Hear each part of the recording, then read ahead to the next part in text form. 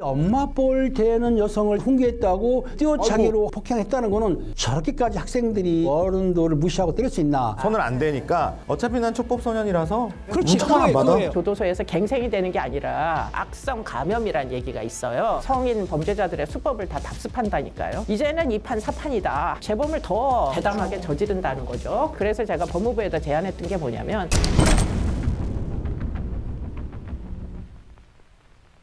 뉴스에서 들을 수 없었던 사건의 이면을 파헤치는 사건 수정 지금 시작합니다.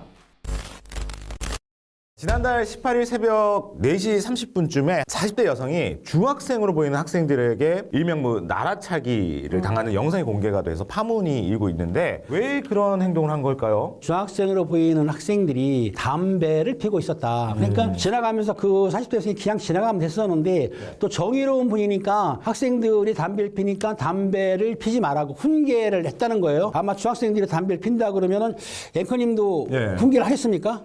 좀 멈칫하게 돼요. 이거. 요즘 애들 무섭다라고 얘기하잖아요. 교수님 어떻습니까? 저 같으면 그냥 지나갔을 것 같아요. 그러니까 네. 저 여성분은 그냥 지나가질 않고 당연히 어린아이들이 피니까 훈계를 했는데 이 학생들이 훈계를 받아들인 게 아니고 화를 벌컥 내면서 40대 여성을 폭행을 했는데 보시다시피 영상에서 보면은 태권도를 배우는지 모르지만 저 띄어차기거든 저게요. 이단 옆차기라고 할 수 있는데 아니 자기 엄마 볼 되는 여성을 자기들한테 훈계했다고 저렇게 띄어차기로 하고 폭행했다는 거는 정말 대한민국의 도덕이 또 동방의 예의지국이라고 하는데도 저렇게까지 학생들이 어른들을 무시하고 때릴 수 있나. 자기들이 잘못한 걸 약간 지적만 했을 뿐인데 너무 가슴이 아픈 일입니다. 이게 약간 놀리는 듯하면서 이제 계속해서 쫓아가면서 이제 나라차기를 하는 거잖아요. 네, 그렇죠. 근데 담배 피지 말라고 권고했던 것은 잘못한 일은 아닌 거예요. 많은 일이죠. 네, 그런데 아마도 권고를 하게 된 경위는 이게 시간대가 새벽 4시 반, 5시 때였어요. 그러니까 이분 입장에서 보면 자식 같은 애들이 그 시간대에 집에도 안 가고 저렇게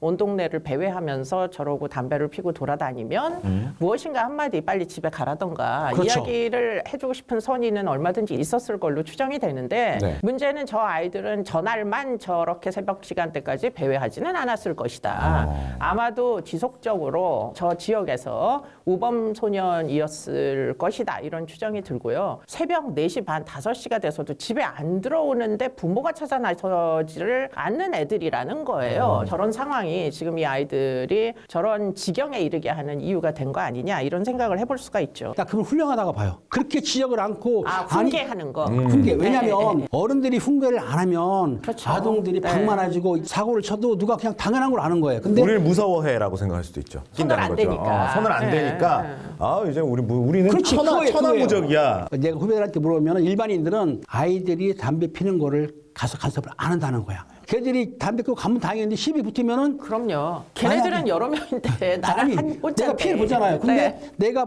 피해보면서 한 대 때리면은 같이 쌍방폭행. 쌍피해를 엮이기 네. 때문에 또 그리고 상대방이 만약에 형사 미성이자면 처벌도 안 받아. 맞아요. 나만 받아. 나만 받지. 그렇기 때문에 그냥 눈 감고 피하는 게 낫지 괜히 관여해가지고 일을 만들지 않는다.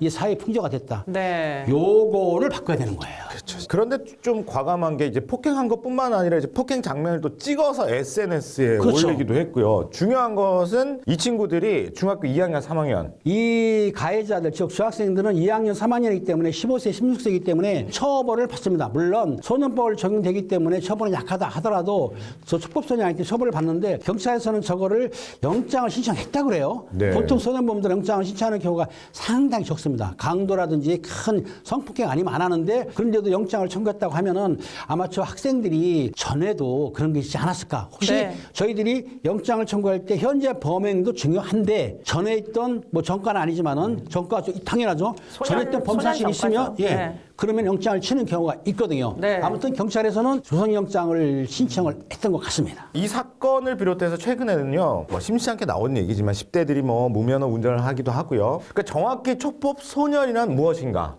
예, 정의를 좀 내려주시면요. 촉법소년이라 함은 형사 미성년자, 형사적으로 처벌을 할 수 없는 나이 또래의 아이들. 그러니까 정확히 우리나라의 법률에 따르면 만 10세, 만 11세, 만 12세, 만 13세까지가 예. 촉법소년에 해당한다. 얘네들은 사람을 죽여도 형사처벌 불가하다. 그 얘기는 무슨 얘기냐? 교도소 안 가고 소년원밖에 보낼 수 없다 이런 얘기고요. 그래서 그거를 소년을 보호한다 하여 보호처분이라고 얘기를 하는 것이고 네. 만 14세 이상의 경우에는 형사처벌이 가능하지만 역시 미성년자이기 때문에 소년 보호처분도 여전히 가능합니다. 네.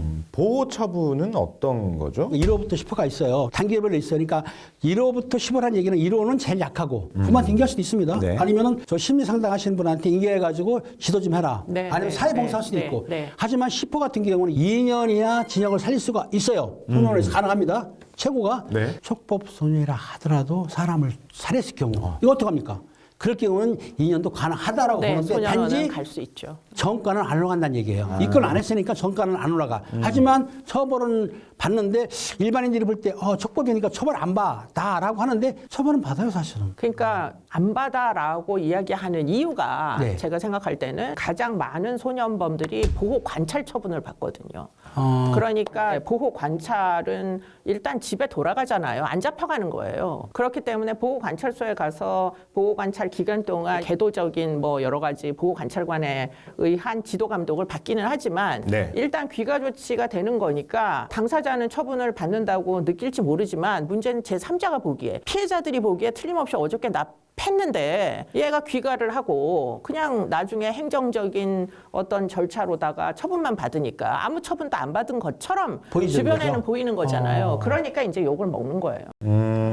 그렇구나. 우리가 드라마나 영화 보면 촉법소년 다른 네. 내용들 보면 네. 꼭 그런 장면 나오잖아요. 어차피 난 촉법소년이라서 처벌 안 받아. 정말 당당하게 이야기하잖아요. 네. 실제 촉법소년 이렇게 수사해 보셨어요? 맞죠. 왜냐하면 제가 진짜 그런 반응들이 나와요? 감역계에 있었지만 소년반장도 했거든요. 그래서 소년을 하다 보면은 사실은 일부 학생들은 잘못, 그러니까 이 부화 내동이라고 하십니까?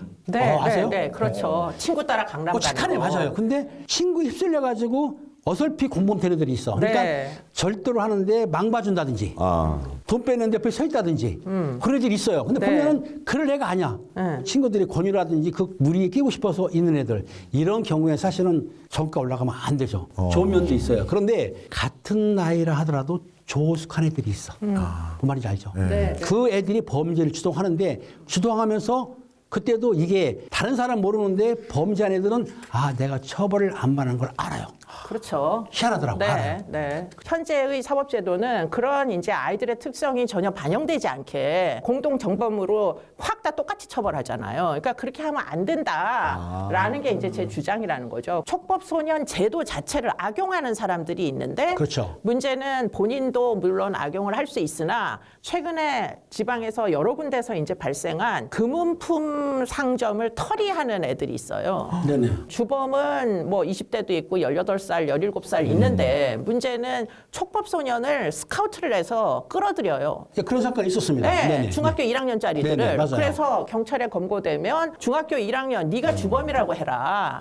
그러면 너 처벌 안 받고 우리는 공범이니까 우리는 처벌 많이 안 받고. 이래가지고 그 중학교 1학년짜리들을 이용하는 범죄들이 많이 발생을 하다 보니까 이게 이제 유행처럼 지금 번지고 있는 문제죠. 그러니까 지금 13살짜리 예컨대 중학교에 들어가면 중학교 2학년, 3학년짜리들하고 다 뒤섞여 있는데 그렇죠. 1학년짜리 하나 설득해서 조직에 끼워 넣는 건 너무 쉽잖아요. 그러니까 이 중학교 1학년짜리의 문제가 지금 등장을 하는 겁니다. 그 머리를 좋은 일에 쓰면 얼마나 좋을까요? 왜 애들한테 아유 참. 근데 좋은 일에 쓸 수가 없는 게 이 연령대의 아이들의 인지적인 특성 때문이에요. 이게 본인이 스스로 모든 걸 사리 분별을 가지고 의사결정을 할 수 있는 능력이 아직 안 되는 거예요. 보통 발달 단계상 15살에서 16살은 돼야 내가 지금 무슨 잘못을 하면 이게 10년 후, 20년 후에 나한테 어떠한 대가가 이제 온다라는 걸 추정할 수 있는데 14살 13살짜리들은 그런 발달 단계에 미치지를 못한 거죠.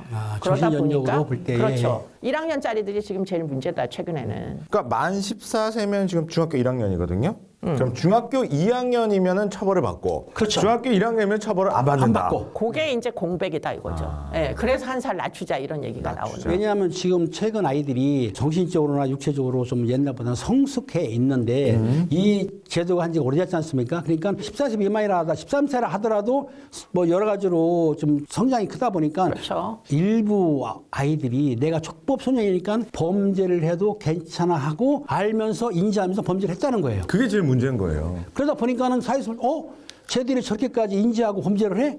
그거 안 되겠구나. 그러니까 낮추자는 말이 쭉 내려왔었는데 법무부 장관이 한 살 낮춰서 13세 미만으로 한다고는 했습니다. 네. 했기 때문에 요거는 이제 통과가 돼야죠. 임의로 못하니까. 네, 중요한 네, 거는 13세 미만으로 낮췄을 때 범죄 예방 효과가 탁월하게 있느냐. 나타나느냐 네. 없느냐는 시행해 봐야 알지만 많은 전문가들은 일부는 뭐 별 효과 없다는 분도 계시고 저희 같은 형사 출신들은 아 그래도 한 살 낮추면은 그만큼 또 효과는 있겠다. 그래서 그거 아마 양비론이 되는 것 같아요. 저도 13세로 낮추는 부분에 대해 가지고 계속 지속적으로 반대를 해왔는데 왜요? 지금 최근에 나이 어린 중학생들의 범죄는 거의 아까도 말씀드렸지만 새벽 4시, 5시까지 애가 안 들어와도 찾지 않는 부모들한테 있단 말이에요. 환경에. 그러니까 그걸 전부 애 책임으로 해가지고 환경은 부모는 하나도 안 바뀌는데 애만 자꾸 처벌해봤자 뭐가 바뀌느냐. 이런 무용론이 있기 때문에 저도 그렇게 생각했는데 지금 보여드리는 이 통계를 보면 제가 좀 생각을 잘못했나 하는 생각이 드는 게 촉법소년 처리 건수가 늘어나고 있어요. 그러니까 이제 13살까지에 해당하는 아이들의 이제 범죄를 저지르는 비율이 거의 과거에 비하여 2배는 아니지만 1.5배 정도는 지금 지난 4, 5년 사이에 네. 늘어났다 오, 이건데 그렇네요. 문제는 이 중에서도 13살짜리의 비율이 차지하는 비중이 너무 많이 늘었어요. 13살짜리가 차지하는 비율이 거의 7, 80%가 는 거예요. 그러니까 한 살을 낮추자라는 얘기가 나오는 게 그 13살짜리 중학교 1학년짜리들의 늘어나는 것이 지금 문제인 거죠. 아, 네, 그렇네요. 아까 말씀- 그래서 일부 전문가들은 또 그 얘기를 해요. 여러 가지 뭐 성추행 범죄도 생겼고 사이버 범죄도 생겼고 이 범죄의 반경이 넓어졌기 때문에 마치 통계가 올라간 것처럼 보이기 때문에 낮추는 거는 또 아니다. 환경 자체를 좀 바꿔야 된다. 이런 지적도 있어요. 환경을 바꿀 수 있으면 그분들의 말씀이 맞죠. 사회에서 문제가 맞아. 교수님은 직접 만나서 이제 좀 대화를 해보셨어요? 지난 뭐 십수년 동안 소년범들이 우리 연구실로 와가지고 계도를 받아요. 선도 교육을 해요. 사랑의 교실 프로그램을 운영하는데 문제는 최근에 뭐 최근이라기보다 한 4, 5년 전부터 애들이 옛날 애들 같지 않다. 십수년 전 애들하고는 다르다라는 게 정말 이 보호받지 못하는 환경에서 성장을 해요.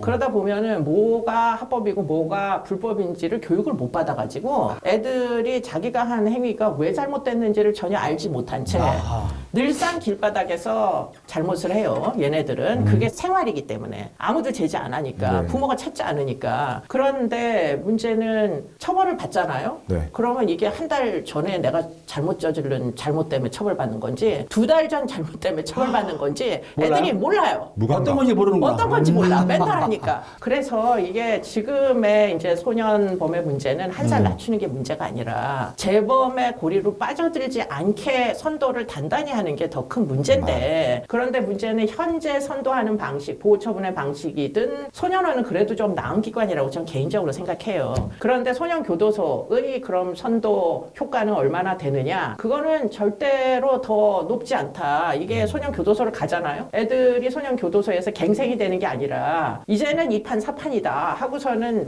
나 이제 별 달았고 더 이상 낙오될 때도 없다. 이러면은 재범을 더 대담하게 저지른다는 거죠.